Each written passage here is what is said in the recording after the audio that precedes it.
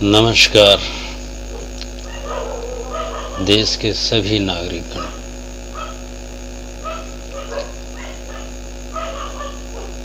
देश के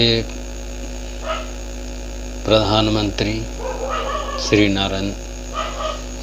नरेंद्र दामोदर दास मोदी, माननीय राष्ट्रपति महोदय, गृह मंत्री अमित शाह महोदय, रविशंकर प्रसाद, माननीय राज्य के मुख्यमंत्री, सभी राज्य के मुख्यमंत्री, माननीय राजनाथ सिंह जी और धर्म के सभी गुरु, आप सभी को मेरा सादर नमस्कार। मेरा नमस्कार उन सभी दलित वर्ग के लोगों को भी है जिन दलित समुदाय के लोगों को देश के धर्म गुरुओं ने सदियों से लूटा है, जिनका शोषण किया गया है।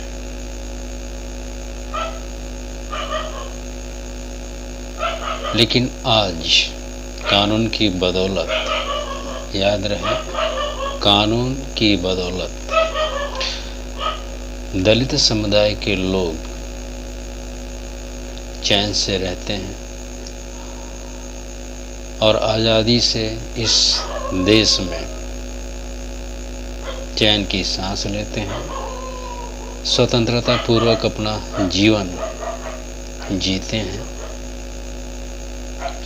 उनके जो अधिकार हैं उनकी सुरक्षा होती है, उनके सम्मान की सुरक्षा होती है।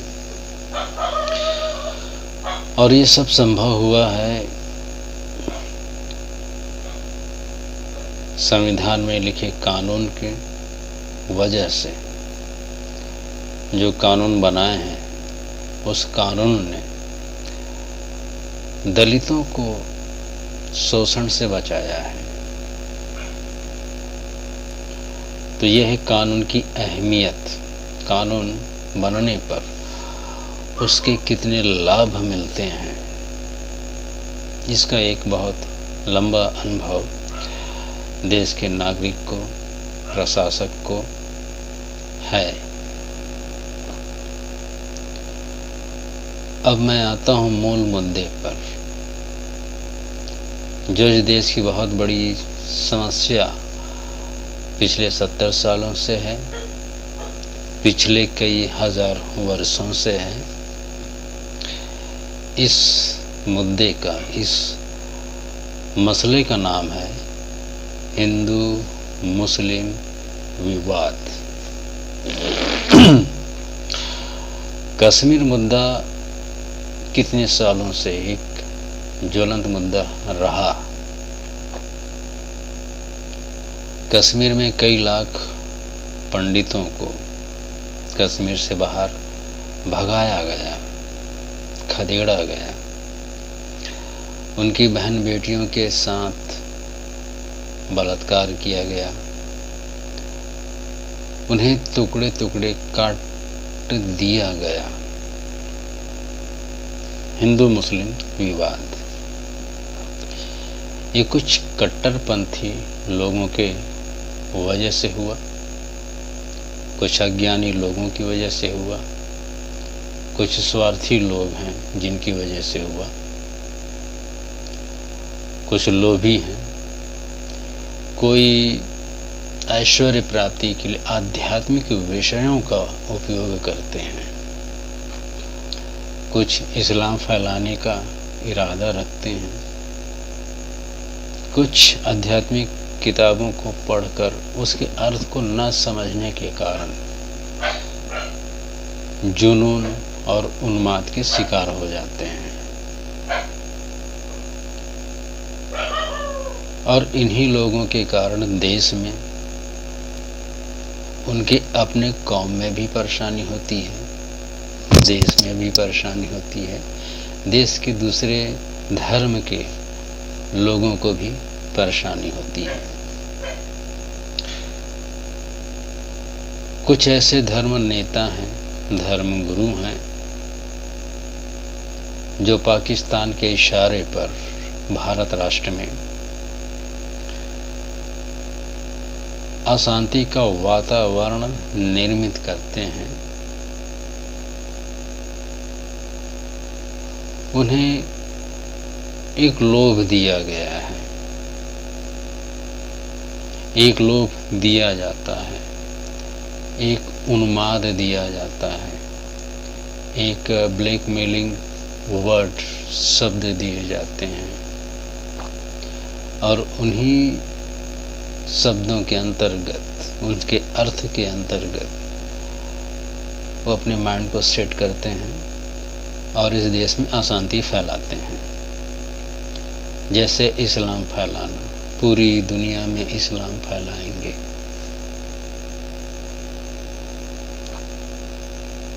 ये टारगेट है।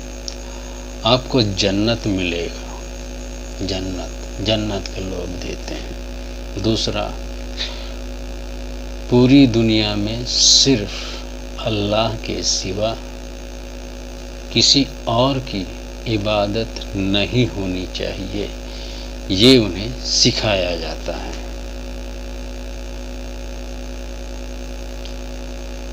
मुस्लिम कौम के लोग तो कहते भी हैं, खुला कहते हैं, हिंदुओं को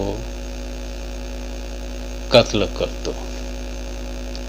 वो कहते हैं ये काफिर हैं।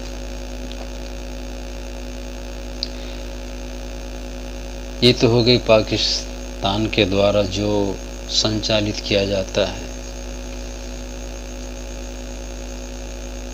एक लक्ष्य को लेकर इनके मस्तिष्क को प्रभावित किया जाता है। उसके कारण कुछ उन्मादी लोग भी हैं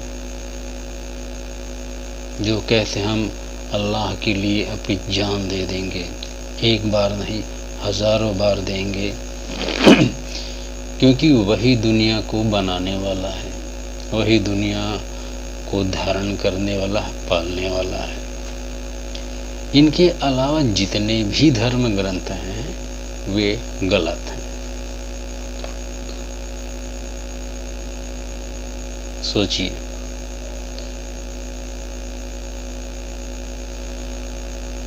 हाँ, ये भारत में बहुत ऊंची आवाज में हजारों लोगों को संबोधित करते हैं और इतनी दावेदारी के साथ अपनी बात कहते हैं कि हम अल्लाह के लिए अपनी जान देंगे, एक बार नहीं लाखों बार जान देंगे,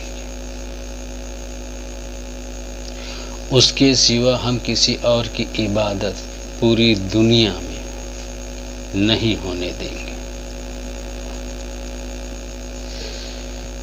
मैं ये कहता हूँ, ये कुछ जुनूनी लोग हैं, ना समझ लोग हैं, जो अंतरिक्ष को नहीं जानते। विशाल अंतरिक्ष, इसे नहीं जानते। अगर जानते तो इतनी ऊंची आवाज में बात नहीं करते। ये मुसलमान हमारे देश के लिए एक बहुत बड़ी समस्या बन चुका है। मैं सारे मुसलमानों की बात नहीं कहता,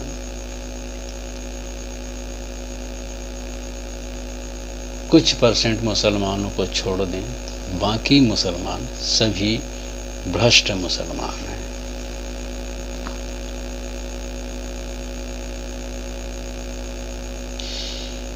ये लोग बड़ी ऊंची आवाज में सीना तान के करोड़ों लोगों को संबोधित करते हैं, मीडिया चैनल्स में भी कहते हैं, हम सिर्फ समस्त संसार वाले के बंदे हैं और सिर्फ उसी की इबादत करेंगे, अन्य किसी की नहीं। बहुत ऊंची आवाज में।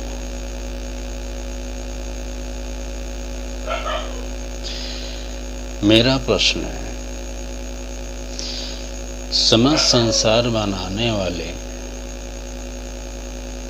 शक्ति का जो बंदा है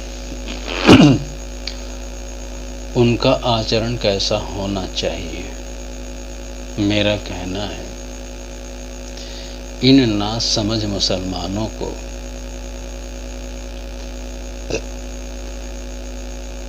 इसकी जानकारी नहीं है। ये कुछ जुनूनी, पागल, स्वार्थी, उन्मादी, पाकिस्तान के इशारों पे नाचने वाले लोग, जो अंतरिक्ष को नहीं जानते, कुरान में लिखे शब्दों को नहीं जानते, ऐसे लोग जैसे कि मोहम्मद साद, जैसे कि असदुद्दीन ओवैसी, सिद्दीकी, खुले शब्दों में हमारे देश के प्रधानमंत्री को गाली देते हैं और हम उतनी बेहतर कार्रवाई नहीं कर पाते।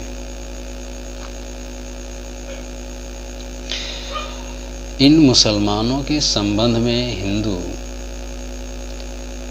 यदि कोई बात कह दे तो सारे के सारे लोग या अधिकतर लोग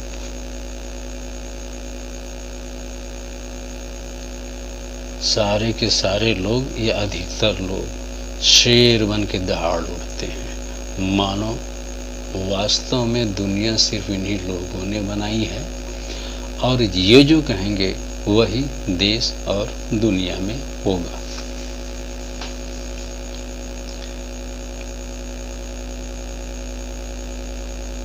कुछ भ्रष्ट मुसलमानों के कारण हमारे देश में काफी समय से अशांति फैली हुई है और हमारे पास, हमारे देश की सरकार के पास कोई बेहतर उपाय नहीं है। तो देश के नागरिकों और देश के राष्ट्रपति महोदय, आपसे मैं अपील करूंगा, राष्ट्रपति श्री रामनाथ कोविंद जी, देश के प्रधानमंत्री श्री नरेंद्र दामोदर दास मोदी जी, देश के गृह मंत्री माननीय अमित शाह जी, रक्षा मंत्री श्री राजनाथ सिंह जी, आप हिंदू मुसलमान विवाद को शांत करना चाहते हैं।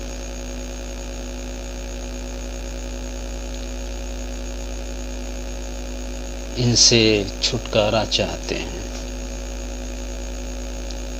तो मैं आपसे एक बात कहूंगा, आप मेरी बात को ध्यान दीजिए, आप मुझे सुनिए। आप मेरा ब्लॉग mygodcell.blogspot.com इस ब्लॉग को पढ़िए। मैंने एक सुझाव दिया है, ईश्वर का व्यापार बंद करें। ध्यान दें, ये जो मुसलमान हैं या हिंदू भी, बहुत से हिंदू हैं, बहुत से लोग आज देश में ईश्वर का व्यापार कर रहे हैं और हम इन व्यापारियों को बेहतर उत्तर देने में असमर्थ हैं, क्योंकि ये ब्रेन क्लोजर, माउथ क्लोजर शब्द का उपयोग कर जाते हैं। क्या आप ईश्वर की आराधना नहीं करेंगे जिसने पूरी दुनिया बनाई, जिसने पूरी कायनात को बनाया? क्या आप उसके आगे सर नहीं झुकाएंगे? तो पूरी दुनिया के प्रत्येक व्यक्तियों को उत्तर देना पड़ता है कि हाँ, हम सर झुकाएंगे, हमारा बनाने वाला है, हमारा निर्माता है। अब इसी बात को फायदा उठाकर अपना व्यापार शुरू कर जाते हैं।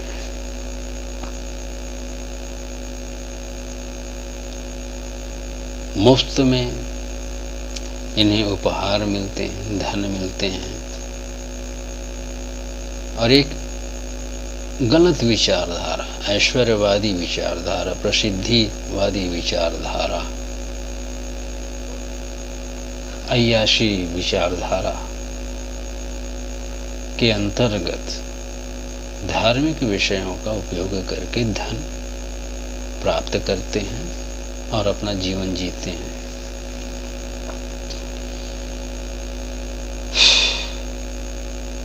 मुसलमान हमारे देश में कितनी ऊंची आवाज में और बुलंद आवाज में कहते हैं कि हम समस्त संसार वाले के अपनी जान की बाजी लगा सकते हैं, और एक बार नहीं लाखों बार अपनी जान देंगे। ये सिर्फ जुबान से कहने की बात है, वास्तव में औकात नहीं है। वो जुनून में आकर, क्रोध में आकर, भीड़ के बहकावे में आकर जान देने की घटनाएं हो जाती हैं। इसका ये मतलब नहीं कि वो एक अच्छे सच्चे बंदे हैं। ये दिमाग से बिल्कुल निकाल दीजिए। जहां सच्चे बंदे होते हैं वहां के समाज में खुशियां होती हैं, वहां के समाज में दुख दर्द परेशानियां दूर रहती हैं। खैर, जो भी हो, आज पूरा देश इनसे परेशान है, मुस्लिम समुदाय से, इनके आचरण से। ये हमारे देश के प्रधानमंत्री को भी गाली देते हैं, लीडरों को भी गाली दिए जाते हैं, और हम इनका कुछ खास बिगाड़ नहीं पाते।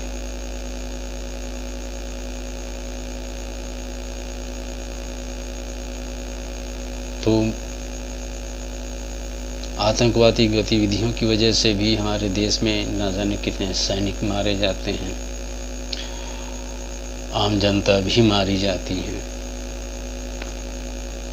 अब हमें कुछ करना होगा, एक ऐसा उपाय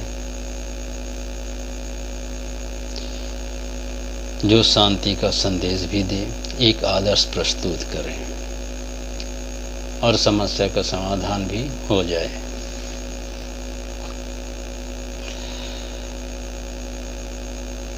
माननीय राष्ट्रपति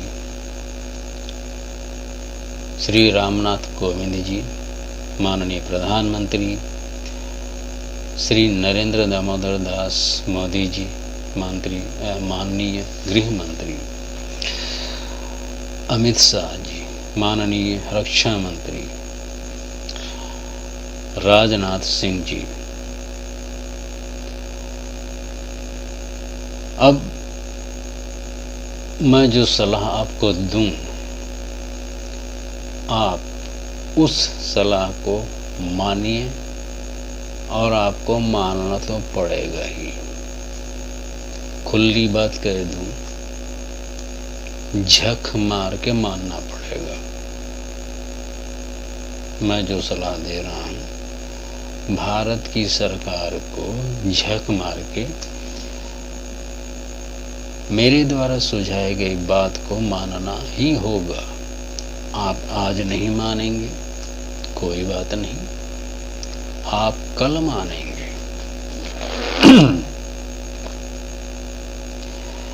देश का दलित समुदाय भी इस कानून को मानेगा, मुसलमान भी मानेगा, हिंदू भी मानेगा, और बड़े ही प्यार से मानेगा। ये जो बहुत ऊंची आवाज में हिंदुस्तान को आंख दिखाते हुए मुसलमान बातें कहते हैं, सीना ठोक के बातें कहते हैं, बुलंद आवाज में बातें कहते हैं, और आप देश के प्रधानमंत्री, देश के राष्ट्रपति, देश के गृह मंत्री और भी उच्च पदों में आसीन व्यक्ति कुछ नहीं कर पाते। फारूक अब्दुल्ला खुलेआम देश विरोधी बयान देते हैं, महबूबा मुफ्ती हिंदुस्तान को झंडा नहीं उठाने की बात कहती हैं, और आप कुछ नहीं कर सकते।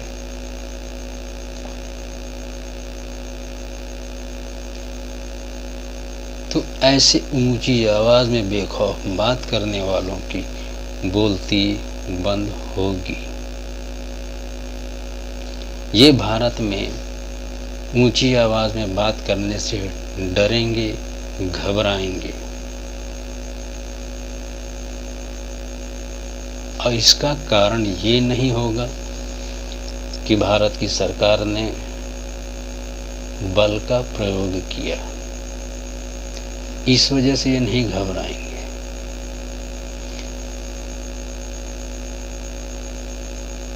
घबराने का कारण कुछ और है। आप मेरी बात मान लीजिए, यकीनन इस देश को आंख दिखाने वाले लोग डरेंगे, घबराएंगे, और वो तरीका है एक कानून। आप एक कानून बना लीजिए, उस कानून का प्रमुख शीर्षक है ईश्वर का व्यापार बंद करो, संसार सृष्टा का व्यापार बंद करो। इस हेडिंग के अंतर्गत, इस शीर्षक के अंतर्गत mygodcell.blogspot.com पर मैंने 21 लाइनें लिखी हैं, आप उसे पढ़ लीजिएगा। याद रखिए, मुझ जैसे व्यक्ति की उपस्थिति में ही आप ये कानून लागू कर सकते हैं। मुझ जैसा जानने वाले व्यक्ति की उपस्थिति में मैं अंतरिक्ष खोज करता हूँ। मैंने अंतरिक्ष की पढ़ाई की है, मैंने जीव शास्त्र की पढ़ाई की है, रसायन शास्त्र की पढ़ाई की है, भौतिक शास्त्र की पढ़ाई की है। स्पेस को जाना है। मैं ये नहीं कहता कि मैं बहुत बारीकी से जानता हूँ, मैं ये नहीं कहता। तो मुझ जैसे व्यक्ति की उपस्थिति में ही आप ये कानून लागू कर सकते हैं। अगर मुझ जैसा व्यक्ति नहीं रहा तो गवर्नमेंट को पापड़ बेलने पड़ जाएंगे और कानून पास नहीं करा पाओगे। और जो राष्ट्र में ईश्वर का व्यापार होता है, यह व्यापार हिंदू भी करता है, मुसलमान भी करता है, बौद्धिस्ट भी करता है, ईसाई भी करता है।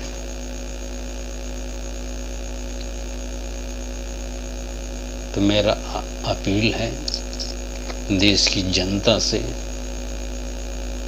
देश की सरकार से, मेरी बात मानना है तो मानो। मैं ये जानता हूँ आज नहीं तो कल झक मार के, कान पकड़ के, आम जनता भी कान पकड़ के, मुसलमान भी कान पकड़ के, ईसाई भी कान पकड़ के, बौद्धिस्ट भी कान पकड़ के, हिंदू भी कान पकड़ के इस कानून को मानेगा, इस कानून को लागू करवाएगा।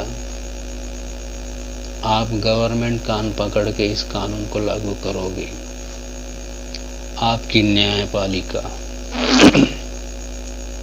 वह भी कान पकड़ के इस कानून को लागू करेगा, क्योंकि इस कानून के लागू करने से निर्विरोध शांतिपूर्वक राष्ट्र में हिंदू मुस्लिम आध्यात्मिक विवाद को बड़ी सरलता से खत्म किया जा सकता है। उदाहरण, जो समग्र संसार बनाने वाले की बात कहेगा वह कभी झूठ नहीं बोलेगा। पहला लाइन, समग्र संसार। यह 3 स्टेज पे है। पहला, जो समग्र संसार बनाने वाले की बात कहेगा, मैं उसका बंदा हूं, वो कभी झूठ नहीं बोलेगा। दूसरा, आकाश गंगा को बनाने वाला, भरण पोषण करने वाला है, मैं उसका बंदा हूं, अगर वो कहता है वह कभी झूठ नहीं बोलेगा। ये दोनों, समस्त संसार वाला, आकाश गंगा, ये कभी झूठ नहीं बोलेंगे और केवल अपनी मेहनत की खाएंगे। आध्यात्मिक उपदेश दिए जाने के कारण जो धन उपहार के रूप में प्राप्त होंगे वे सभी सरकारी खजाना में जमा होंगे। वजह, इतने बड़े संसार के बंदा सिर्फ मेहनत की धन से ही खाएगा। दूसरी बात आते हैं, इनकी एक पत्नी होगी, सिर्फ एक पत्नी। ये कभी मांस का सेवन नहीं करेंगे, ये कानून का प्रारूप होगा।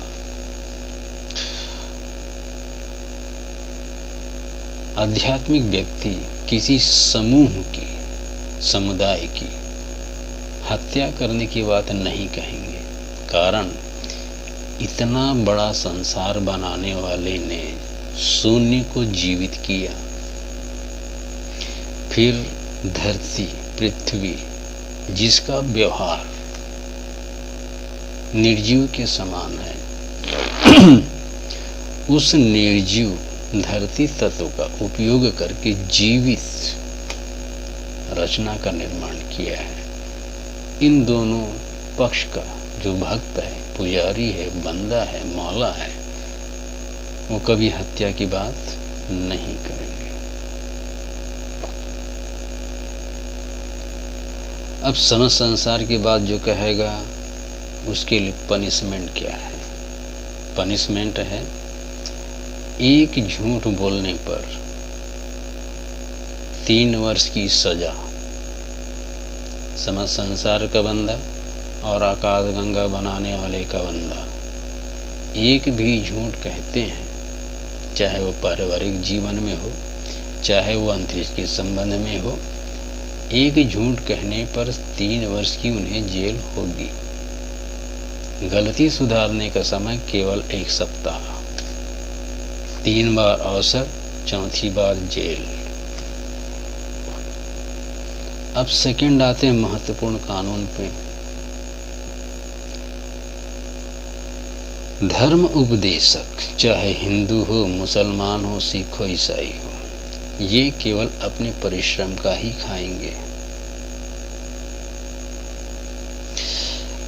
ये वही धन अपने पास रख सकते हैं जो इन्होंने अपने परिश्रम से कमाया है। दान उपहार की सारी धनराशि सरकारी खजाने में जमा हो जाएगा। तो अनुमान लगा सकते हैं कि धर्म उपदेशक कितनी ऊंची आवाज में इस देश के लोगों को आंख दिखाएंगे और कितना सीना तान के कहेंगे हम समस्त संसार वाले के बंदे हैं।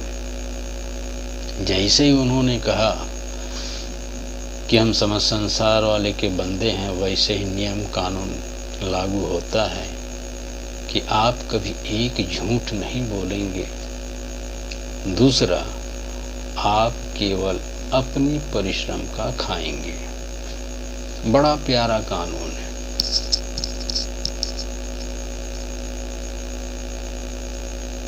बहुत प्यारा कानून। आध्यात्मिक शांति स्थापित करने हेतु बहुत ही श्रेष्ठ कानून है। आध्यात्मिक विषयों की शुद्धिकरण भी करना बड़ा ही सरल कार्य हो जाएगा। देश में आध्यात्मिक विश्वास का माहौल बनेगा। जब भी कोई व्यक्ति मंदिर जाएगा, जब भी कोई व्यक्ति मस्जिद जाएगा, जब कोई व्यक्ति धर्म गुरु के पास जाएगा, चाहे हिंदू हो मुसलमान हो, तो उसमें एक विश्वास की भावना होगी कि जो धर्म उपदेशक मुझे कहेगा, मुझे जो उपदेश देगा, वह केवल केवल और केवल सत्य होगा। तो माननीय महोदय, देश के राष्ट्रपति महोदय, देश के प्रधानमंत्री महोदय, माननीय नरेंद्र दामोदर दास मोदी जी, मुझे आप पे भरोसा है। माननीय गृह मंत्री अमित शाह जी, माननीय राजनाथ सिंह जी, आपकी उपस्थिति में यह कानून देश में लागू हो जाएगा। आप मुझे ध्यान दे दीजिए। याद रहे, मुझ जैसे व्यक्ति की अनुपस्थिति में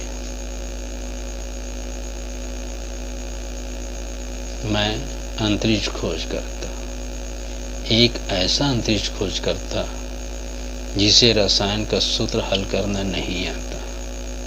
खोज करने का तरीका मेरा भिन्न प्रकार था।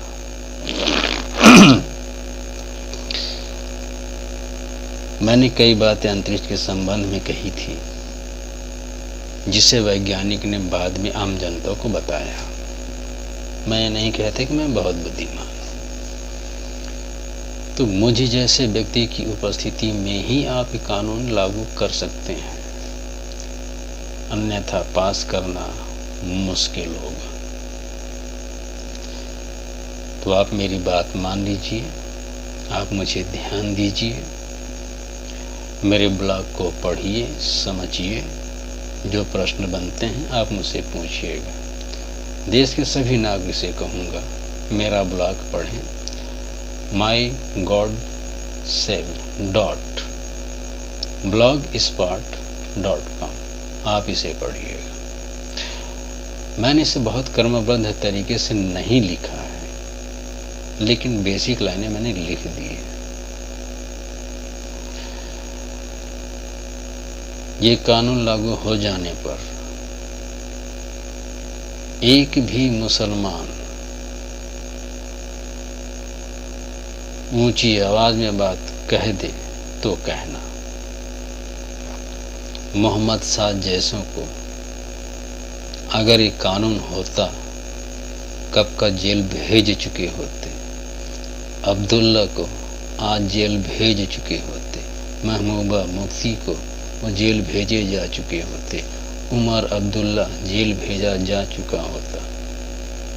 असुद्दीन ओवैसी जेल भेजा जा चुका होता। अकबरुद्दीन ओवैसी जेल भेजा जा चुका होता। सिद्दीकी ये जेल भेजे जा चुके होते और बड़े प्यार से पूरे देश में कोई विरोध नहीं होता,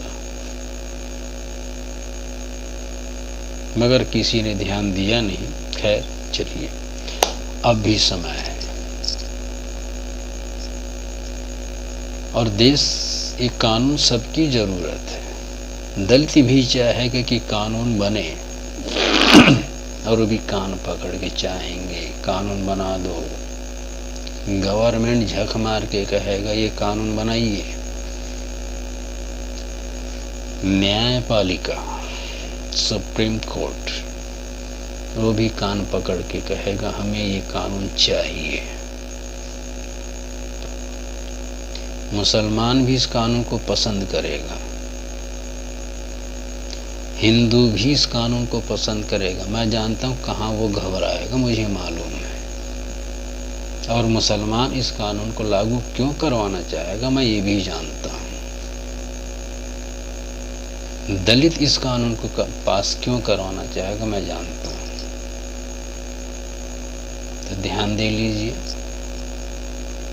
और ध्यान नहीं दोगे तो कोई बात नहीं। याद रहे, मेरे जैसे व्यक्ति की उपस्थिति में, मैं ये नहीं कहते कि दुनिया में मैं सिर्फ अकेला हूँ, मैंने कहा मुझ जैसे जानने वाले व्यक्ति की अनुपस्थिति में आप इस कानून को लागू नहीं करवा सकते, क्योंकि पूरे स्पेस लेवल पे बात करनी होगी, पूरे स्पेस लेवल पे। तो धन्यवाद देश की सभी जनता को, आपको सभी जनता को शुभकामना। यदि कानून बनता है तो आपके देश में हिंदू मुस्लिम आध्यात्मिक दृष्टिकोण से शांति आएगी। देश के प्रधानमंत्री माननीय श्री नरेंद्र दामोदर दास मोदी जी, आप मुझे ध्यान देंगे, मेरे ब्लॉग को ध्यान देंगे। माननीय राष्ट्रपति रामनाथ कोविंद जी, अगर आप तक बात पहुंची आप भी ध्यान दीजिएगा। माननीय गृह मंत्री राजनाथ सिंह जी, अगर आप में दम है तो दम तो हम में भी है। अगर माननीय नरेंद्र दामोदर दास मोदी में दम है तो दम तो हम में भी है।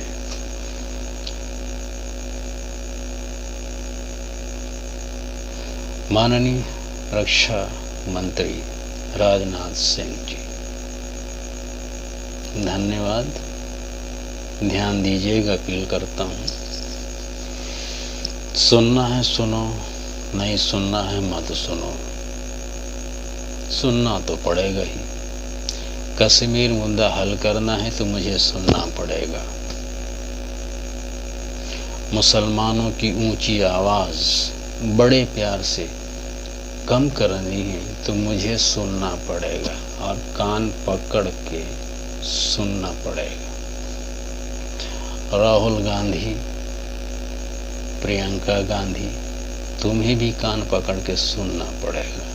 और तुम खुद चाहोगे कि ईश्वर का व्यापार बंद करो, यह कानून राष्ट्र में लागू हो।